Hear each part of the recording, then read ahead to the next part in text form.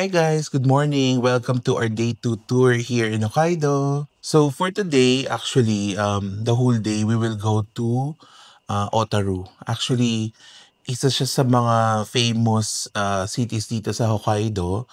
It's ano siya parang hindi naman siya north of Hokkaido but medyo nandun siya sa coastal area ng Hokkaido. Yan. So mamaya makikita natin yung mga spots like Otaru Canal and Sankaku Market and yung mga yun. So for today, um, it's already 9:50. So nandito tayo sa hotel namin dito sa Smile Hotel Premium Susukino area.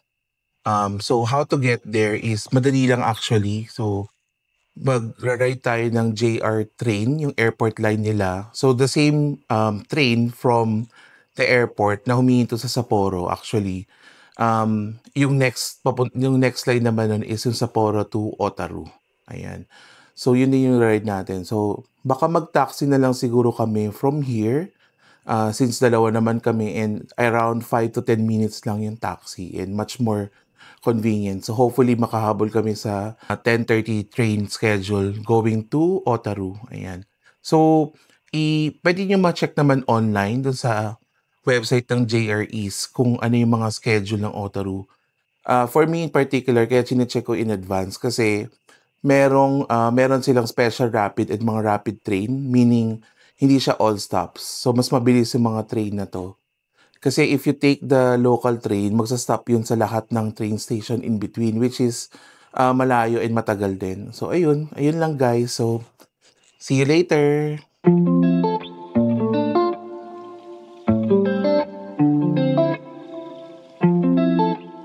So now, nandito tayo sa Sapporo Station. Nag-taxi lang tayo from our hotel from Susukino. So I think nandito kami ngayon sa West Exit. So ayan, very busy. So I think yung isa sa mga landmark dito, itong parang art installation na to. Ayan, nandito rin tayo malapit sa Daimaru na mall. And meron din dito sa right na Stellar Play Center. Ayan. So to go to the JR trains, diretso lang kayo dito from the West Exit. So nandito tayo ngayon sa ticket gates dito sa JR Line. Ayan. So makita mo may sign naman dito na JR Line West Gates. Ayan. So dito may mga signs din na makita niyo yung upcoming train schedule. So dito sa may left, papakita yung schedule bound for the New Chitose Airport. Ayan. Tapos dito naman yung sa mga ibang part ng Hokkaido. So dito sa Otaru, ayan. So makita nyo dito sa sign na to, 10:30 is the special rapid train bound for Otaru.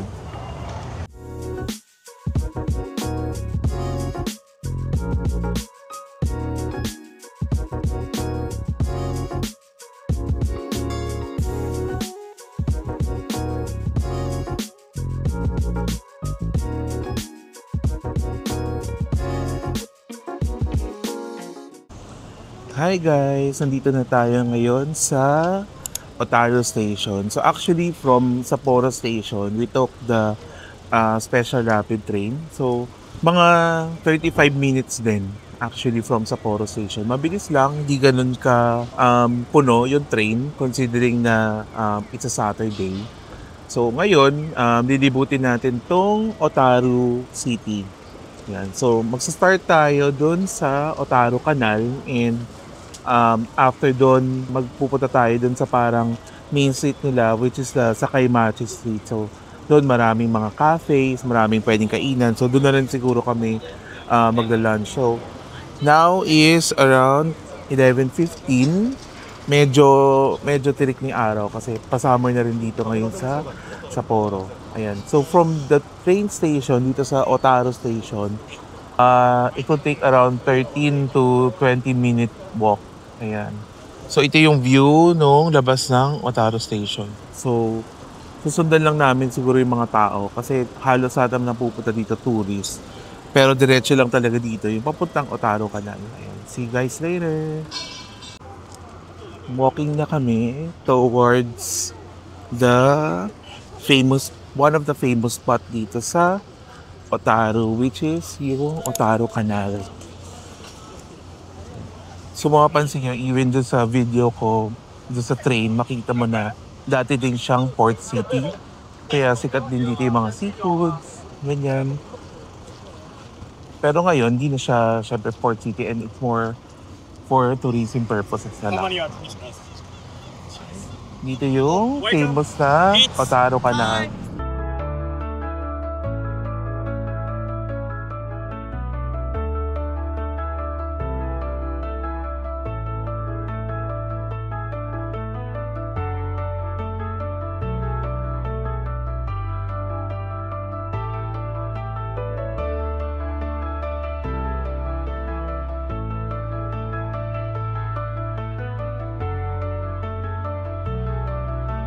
Tingnan nyo guys, even dito, may mga nagbebenta rin ng mga souvenir.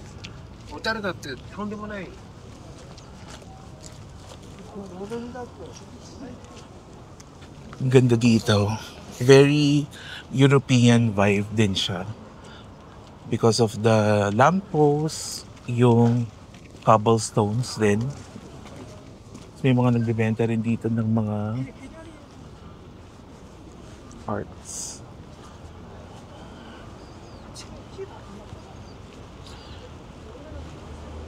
Yan. So mukha siyang mga lumang factory actually na I think parang kinonvert din nila into mga cafes, mga restaurants. Yan. So yan ang view ng Otaru Canal. So ngayon maghanap muna kami ng food dito. So katabi lang nakatabi ng Otaru Canal, dito yung tinatawag nilang Otaru Denu Kikoji. Actually itsura niya parang I think inspired siya nung parang old Japanese or parang mga Studio Ghibli na aesthetic. Yan, so makita nyo, even tong art niya, ito, meron dito. Syempre, being a port city, famous din sila dito sa Chirashi Bowl or itong seafood bowl na usually mix. So this one, ayan, merong fresh shrimp, merong ikura or yung salmon roe, meron ding ano nga tawag dito? Yung uni. Meron din. Ito sukat na sukat dito. And of course, salmon and tuna. Ayan. So, nag-stop muna kami dito sa isa sa mga restaurants dito sa Denu Kikoji. Ayan. So, magta-12 pa lang naman. Kaya wala rin pang masyadong tao. So, magla-lunch muna kami siguro. Kain. And then, siguro punta kami sa isang cafe para mag-chill muna ate. Medyo mainit ngayon. So, in-order ko lang naman. So, isa siya sa mga local restaurant dito. In-order ko is yung katsudon nila. Ayan. So, ito lang yung parang menu nila. So, chicken katsu lang or pork katsu or butadon or yung pork bowl nila. Ayan. So, ito yung kinuha ko. Katsudon. Ayan guys. So, in-order ko katsudon set. May kasama na rin miso soup. Ayan. Actually, napakalaki niya talaga in person. 2,005, kaya pala 2,500 siya. And yung sa friend ko naman, kay Love, ang order niya ay yung pork tonkatsu set. Ayan, napakalaki din. Ayan, kain muna tayo. Itadakimasu! Ayan, kainin na natin yung katsudon. Ayan guys, so, yun yung ganyan kalaki.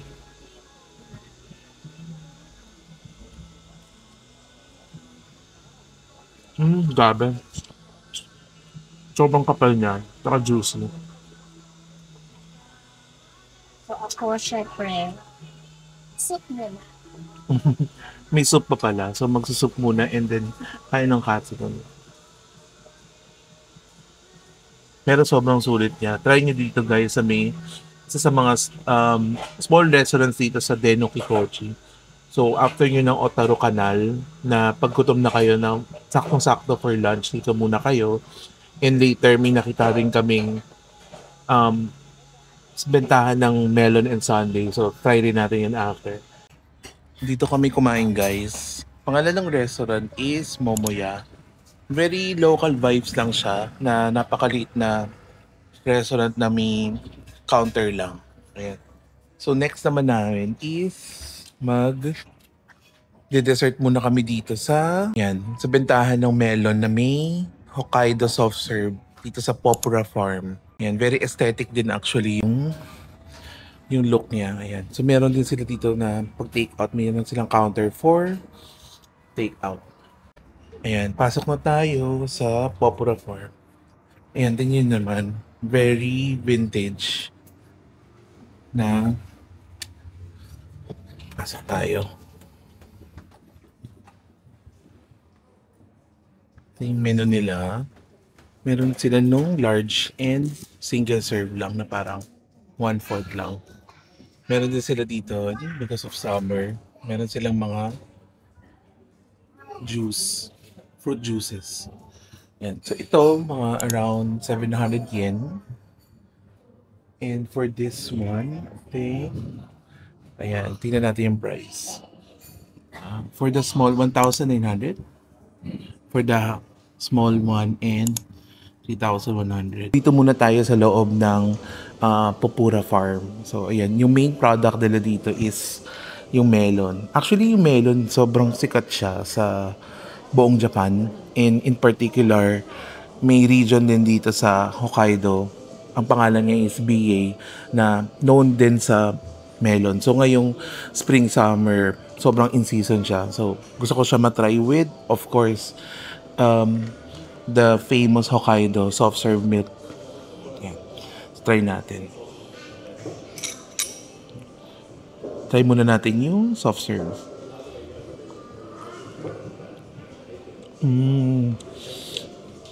Sobrang creamy niya and rich. Grabe. Try natin ito with melon naman. Ay, ang lambot. Ang lambot niya, guys. Ito, melon plus yung sundae. Try natin. Wow, sobrang lambot ng melon. As in, natutunaw na siya. Tsaka sobrang sweet din niya. Sobrang bagay siya. Especially ngayon na medyo mainit. So, dito muna kami sa loob. Yung makita niyo naman yung interior sa likod ko. Parang very old school tsaka rustic. So napakaganda. So kain muna tayo. So now, after namin sa kumain ng lunch and dessert sa Den no Kikoji, dito lang kami pupunta sa malapit lang din sa Otaru Canal, dito sa Stained Glass Museum. Ayan, so makita nyo across the street yung Otaru Canal. And hanapin lang natin dito yung Stained Glass Museum. Really hard. Bali, kilala yung Hokkaido in general sa kanilang mga glass art.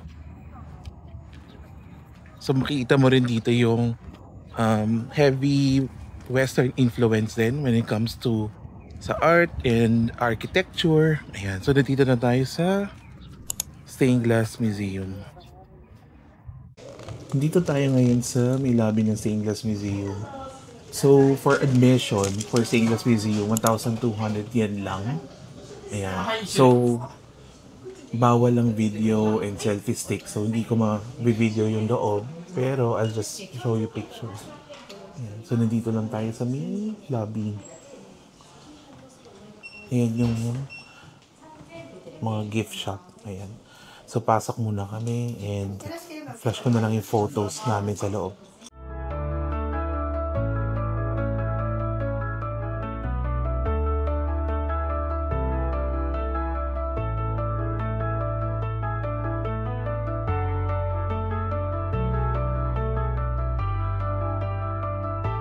So, konting walk lang from the Otaru Canal. Pupunta naman tayo dito sa parang main shopping street nila. So, ang pangalan is Sakaimachi Hondori or Sakaimachi Street. Lakad lang tayo dito. Hanap tayo ng mga souvenir shops or mga cafe. Sabi ko nga, sikat sa kanila yung mga stained glass or mga crafted glass products. So ito, for example, itong Otaru no Sora. Actually, sabihin ng Sora is sky. Ayan. So, tingnan tayo sa display nila. Ayan, so, mga glass products. Pero medyo expensive din talaga siya dahil kumbaga mga art to. Art, glass art. Ito keychain. Made of glass. This is 2,900. Ayan, parang I think inspired siya sa planets. So ito naman is earrings. So 3,150. Ayan. So mga nandun yung range. So may mga jewelry dito like mga necklace na inspired by space and glass. Meron din silang parang glass ball. Wow. Which is 4.4 million yen. Ayan. So ito naman, very famous to dito sa Japan tuwing summer. So ang tawag nila dyan ay furin. Ang meaning nun is wind chime. Ayan, so makita mo, gawa siya sa hand-blown glass. So magkano to? Yes. So for this one, this is nasa 3,300. Itong mas may design naman, ito medyo mas mahal, 5,280. Pero maganda siya talagang souvenir. So nagpahinga lang kami for the afternoon, nagkape-kape, nagpalamig. Yan. Ngayon is 4:30 p.m. na, so napaka cool na ng weather. Wala ng araw. Yan, nandito lang ako sa Kaimachi Dori pa rin. So napakahaba niya. So ito naman parang mga restaurant. And of course, meron ding shop na nagsa-specialize sa Japanese matcha. So siguro try natin yan later. Try natin. So meron silang matcha with warabi mochi. Ayan. So I think kompleto na to. So take out price is 910 yen. Pero if gusto mo lang ng mild matcha na ice cream, 580 lang siya. Kung medyo mas gusto mo ng mas bitter na matcha, meron sila din na peach matcha na ice cream. 700 siya.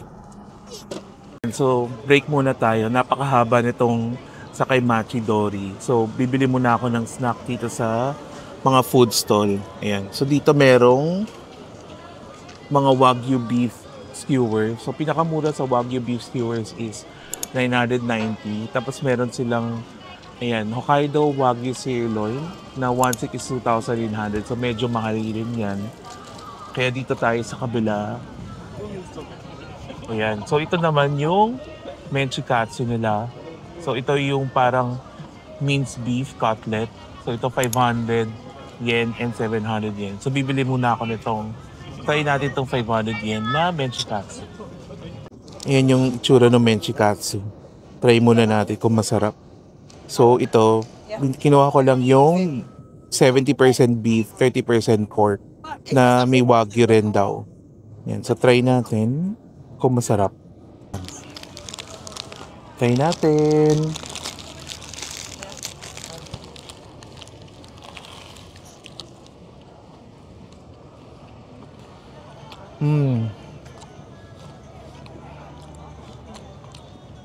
Ang sarap niya. Normally, yung mga nasa convenience store na mga menchikatsu, usually may mga filler siya na mga potatoes, onion. Ito, very meaty. So, I think sulit dito yung 500.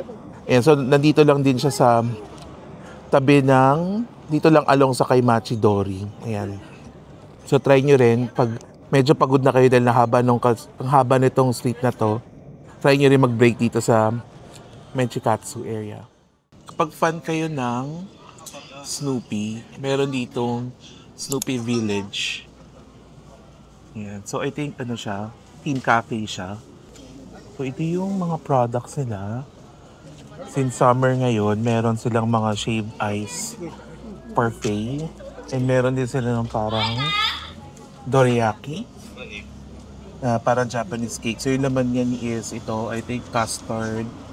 Meron din silang cream, meron din silang atsuki or red bean. Magkano ba siya? Ito yung prices niyan. So, yan. Ito yung dorayaki. Nasa 350 yen. Ayan, meron din silang Furano melon. And ito yung mga drinks sila. Meron silang mga coffee. May mga parfait sila. Yung parfait nila actually medyo mahal. Na nasa 1,270 yen. So may mga coffee sila na pwede ka ditong tumambay. Yan, sa mga Snoopy fan dyan, meron din silang mga souvenir shop dito na puro Snoopy products. Yan. So first, meron silang mga butter cookies. So itong isang box na to ng butter cookies is 5,400 yen. Ito naman meron din sila na Snoopy shape na Fido melon cookies. So ang dami din ng variety dito ng mga confectionaries. Meron din silang mga keychain na Snoopy. Yan, keychain na plushie. Anything Snoopy, meron sila. Actually, itong water bottle nila na napakalaki. Ayan. So, yun yung price niya. 5,280. Pinakamalaki. Ito actually, cute siya, oh. Parang mga 1 liter na bottle. So, ito naman is 5,060 yen with tax. So, pag umabot kayo dito ng 5,500, pwede nyo pang i-claim yung tax fee nyo. Ito, cute din to. Oh. Cute ng handle. Tsaka ang ganda ng color. So, this one is 3,300 naman. Ayan. So, napakarami niya actually. Mga mugs. Ayan. So, para sa mga Snoopy fan dyan, I think worth a visit to kapag nandito kayo sa Otaru. Ayan guys, nandito na tayo sa last stop natin dito sa Otaru, which is the Letao main store. Ayan, so homegrown sweets and confectionery brand yan dito sa Otaru. Ayan, so silipin lang natin yung mga tinitinda nila. So yan, usually sikat dito yung anything na mga cheese or milk related products. So ito is fromage, so cheese biscuits yan. So this one actually with tax is 1,998.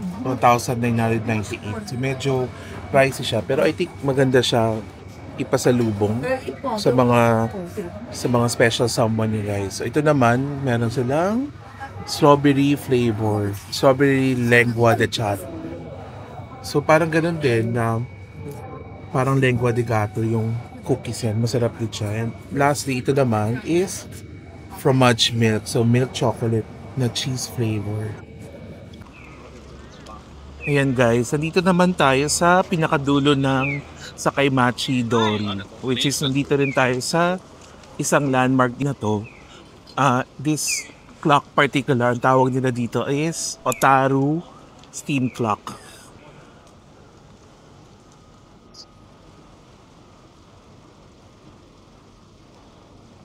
Ayan guys, so dito na tayo sa dulo ng Sakaimachi Hondori. So nandito ako sa isang landmark dito sa may Otaru. So ang tawag dito sa likod ko is the Otaru Steam Clock. So according to history, this was built in the year 1994 by a Canadian clockmaker. So it's powered by steam. So sabi nila this is currently one of the largest steam clock currently. Ayan, so nakita nyo naman napakahaba ng vlog natin sa Otaru. Sobrang daming cafe, sobrang daming souvenir shop, sobrang daming food. Marirecommend ko talaga na pumunta dito kayo guys. Ayan. So dito ko na-end yung video natin sa Otaru. So ang maganda naman dito is ang way natin pabalik ng Sapporo Station is sasakay din tayo ulit ng JR Hakodate Line. Ayan. So kanina nag-start tayo dun sa Otaru Station. Yung mas malapit yun sa Otaru Canal. So ngayon, nandito na tayo sa dulo ng Sakaimachi Hondori Street. So dito naman, maganda dito is may mas malapit na station. So 1 station away siya sa Otaru, which is Minami Otaru Station. So yun lang din sasakyan natin pabalik ng Sapporo. And mamaya siguro after nung makabalik kami sa Poro, magstay muna kami sa hotel. And see you guys later.